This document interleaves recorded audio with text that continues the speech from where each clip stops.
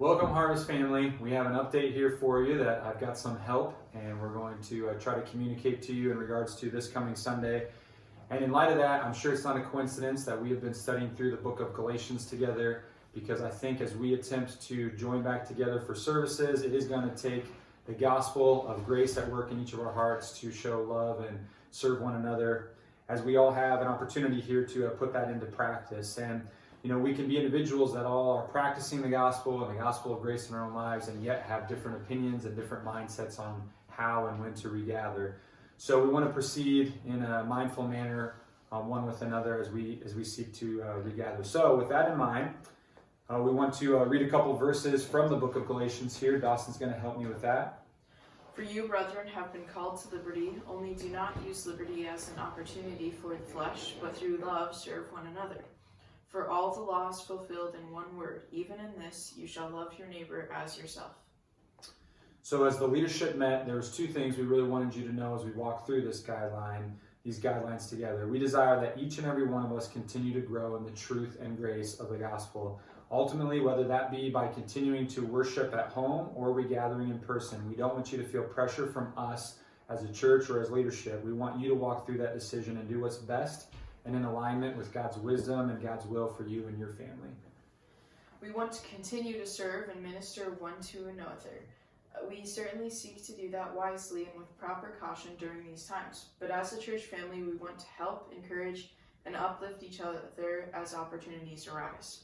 So all that being said, we have decided to regather this Sunday, and I'm sure many are pumped and excited about that. Right, Dawson? Yes. Many of you, I'm sure, have been looking forward to regathering. So we will plan to do that this Sunday at 10 a.m. for a Sunday morning worship service. It will be just like the online format, only you will have the chance to be here with us.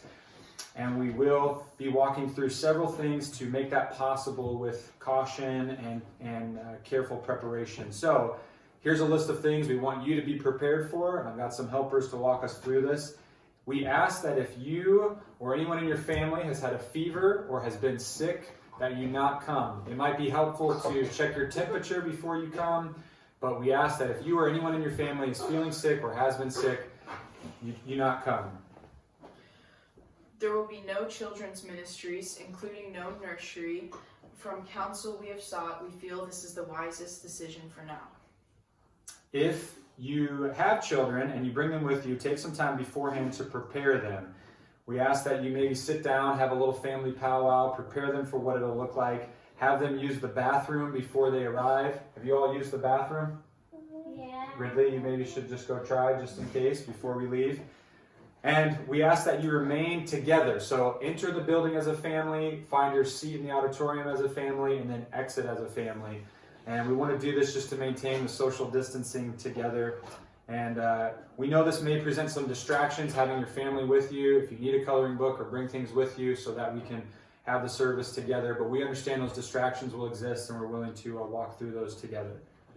Consider bringing your own mask. Masks will not be mandatory, but encouraged. Our goal is to have extra masks available if you do not have one. If you are planning to attend on Sunday, we ask that you RSVP. We'll post on Facebook, and you can respond in there if you're planning to attend, or you can email me at jordan.saucer@harvestbaptistwilliamsburg.org. And we just want to do that so we can get an idea of how many people we may have on Sunday and be prepared to social distance properly. There will be greeters at the door, or the doors will be propped open so that we can limit the amount of total surfaces touched to as few as possible.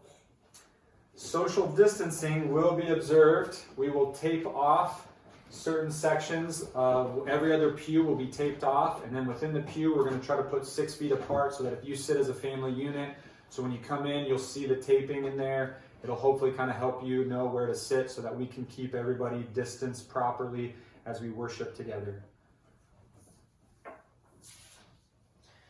Lastly, if you fall into the high risk or vulnerable category, we feel it is the better part of wisdom and discretion that you continue to worship with us online.